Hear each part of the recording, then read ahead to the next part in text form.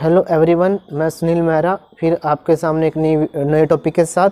हमारा आपको पता है चैप्टर हम पढ़ रहे हैं करंट इलेक्ट्रिसिटी, 12th के 3rd चैप्टर करंट इलेक्ट्रिसिटी। आप नीचे डिटेल में जाकर पूरे चैप्टर के वीडियोज़ को देख सकते हैं एक प्लेलिस्ट से। हर एक चैप्टर के हमने अभी तक शुरू से +2 के शुरू कर रखा है। हर एक चैप्टर के कंप्लीट मतलब प्लेलिस्ट के हिसाब से वीडियो हमने डाल रखी है।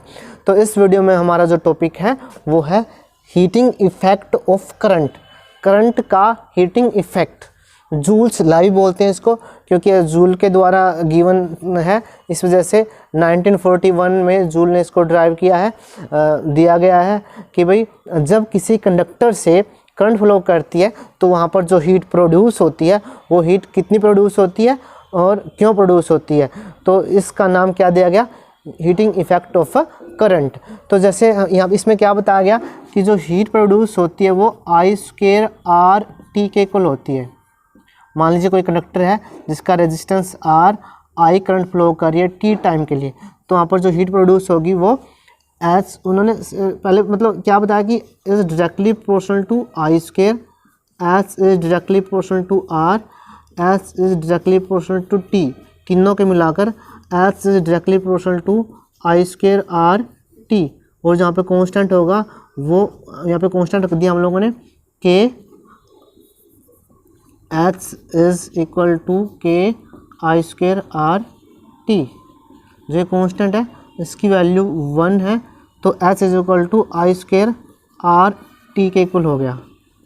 तो इस तरह से तो सबसे पहले इस लॉ में क्या बताया गया, इस लॉ के according to Joule's law, according to heating effect of current.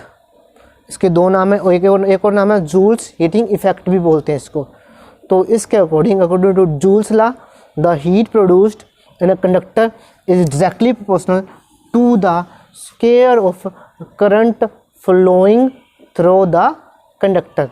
Conductor से जो करंट फ्लो कर रही है उसके स्क्वायर के डायरेक्टली प्रोपोर्शनल है, is directly proportional to the resistance of the conductor. Conductor के रेजिस्टेंस के डायरेक्टली प्रोपोर्शनल है, साथ में is directly proportional to the time for which current is flowing. ये कंप्लीट हमने लिखना है और साथ में मैथमेटिकली लिखना। और H is equal to I² RT, क्योंकि जो कांस्टेंट है उसकी वैल्यू क्या हो जाती है यहाँ पर 1 हो जाती है। अब ये कैसे डिड्यूस हुआ, तो हमें पता होना चाहिए कि ये हमारे पास फॉर्मूला बन गया। फॉर्मूला क्या बन गया, I² RT। अब बात करते हैं इसका डिडक्शन, ये डिड्यूस कैसे हुआ, मतलब ये कहाँ से आया। यह जो हमारा फॉर्मूला है इसको कैसे डिड्यूस किया गया। तो हमने कंडक्टर कंसीडर कर लिया, consider conductor of resistance R, resistance of the conductor, और I करंट फ्लो कर रही है,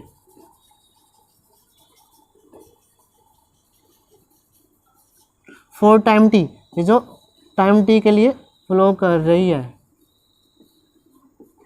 और कब, जब हमने V पोटेंशियल डिफरेंस अप्लाइड किया था, potential difference applied across the conductor, जब V पोटेंशियल डिफरेंस अप्लाइड किया था तब I करंट फ्लो कर रही है। तो अब यहाँ पे एक चीज़ देखिए कि भाई V t टाइम के लिए करंट फ्लो करिए तो t टाइम में कितना चार्ज फ्लो कर जाएगा। तो charge Q is equal to I into T के इक्वल हो गया, क्योंकि I is equal to Q by T के इक्वल होता है। I is equal to Q by T के इक्वल होता है, इस वजह से Q is equal to I T के इक्वल हो गया। t टाइम में Q चार्ज फ्लो कर जाएगा। दूसरा जो V पोटेंशियल डिफरेंस है उसकी डेफिनेशन क्या है, ध्यान से, work done in moving unit positive charge across the conductor. Conductor के अक्रॉस मूव करने में जितना वर्क डन किया जाएगा एक यूनिट पॉजिटिव चार्ज को। तो सीधी बात है, अगर हम टोटल वर्क डन की बात करें, टोटल वर्क डन वो कितना हो जाएगा, W is equal to Q into V, क्योंकि ये V क्या है, V है यूनिट पॉजिटिव चार्ज को मूव कराने के लिए वर्क डन, और Q चार्ज को मूव कराने के लिए वर्क डन कितना हो जाएगा, Q इंटू वी हो जाएगा। आप Q की वैल्यू पुट कर दीजिए, Q की वैल्यू क्या है, I T इंटू वी। तो हमारे पास जो वर्क डन है W वो क्या हो जाएगा, VIT के इक्वल हो जाएगा। और अगर ये कंप्लीट वर्क डन जो है ना वो एनर्जी होता है और वो कंप्लीट हीट की फॉर्म में वहाँ पर प्रोड्यूस हो रहा है, तो ये हीट के इक्वल हो जाएगा।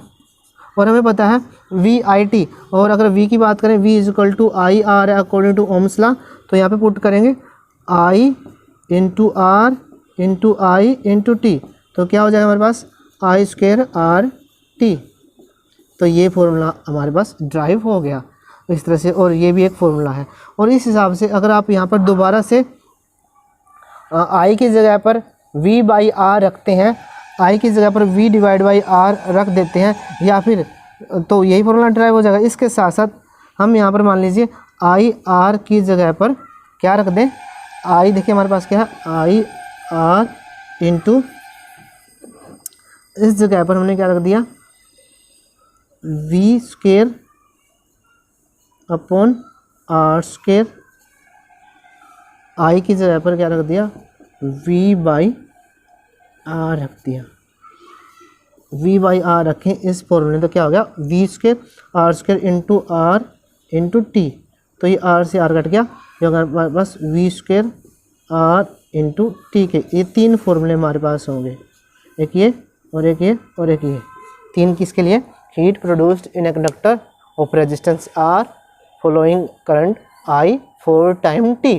हमने ये ड्राइव कर दिया, कैसे ड्राइव कर दिया दोबारा से बता रहा हूँ।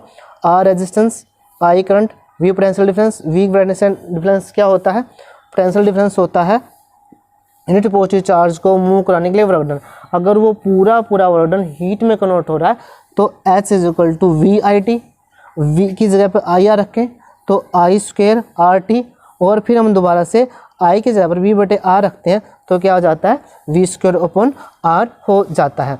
इस तरह से अब एक दूसरी बात है कि वो हीट क्यों प्रोड्यूस हो रही है, साथ में हम बात करेंगे कि हीट प्रोड्यूस क्यों हो रही है, कैसे प्रोड्यूस हो रही है, थ्योरेटिकली डिस्कस करते हैं। तो यहाँ पर एक बात समझिए आप लोग कि जब कोई कंडक्टर है मान लीजिए, वहाँ पर हमने पोटेंशियल डिफरेंस अप्लाइड किया V, जो इलेक्ट्रॉन्स हैं वो इधर से इधर आते हैं, इस तरह से ड्रिफ्ट करते हैं नेगेटिव से पॉजिटिव तरफ, ये नेगेटिव टर्मिनल है पॉजिटिव। इलेक्ट्रॉन्स जब ड्रिफ्ट करते हैं तो इलेक्ट्रॉन्स को बैटरी से VIT एनर्जी मिली, T टाइम के लिए VI एनर्जी मिली कह सकते हैं। फिर वो रेजिस्टेंस की वजह से एटम से और आयंस से टकराएंगे। ध्यान दीजिएगा, दोबारा समझिए इस चीज़ को कि वो एटम्स से और आयन से टकराएंगे। एटम्स और आयन से टकराने की वजह से वो क्या होगा, वहाँ पर वो जो अपनी हीट है वो मतलब जो एनर्जी है वो एटम्स या आयंस को दे देंगे, और एटम्स और आयंस को एनर्जी देने की वजह से क्या हो जाएगा, वहाँ पर वो जो एनर्जी वो लैटिस में चले जाएगी, वो कंडक्टर में चली जाएगी और वो हीट की फॉर्म में प्रोड्यूस हो जाएगी। तो हम कह सकते हैं कि जो इलेक्ट्रॉन्स है वो एनर्जी किसको दे रहे हैं, वो एनर्जी दे रहे हैं एटम्स या आयंस को, और वो फिर वहाँ पर हीट की फॉर्म में प्रोड्यूस हो रही है। तो ये था जूल्स इफेक्ट ऑफ करंट या फिर जूल्स लॉ। बिल्कुल आसान है, बिल्कुल छोटा सा टॉपिक है और बहुत ही इम्पोर्टेंट टॉपिक है। तो इस टॉपिक में बस इतना ही। धन्यवाद।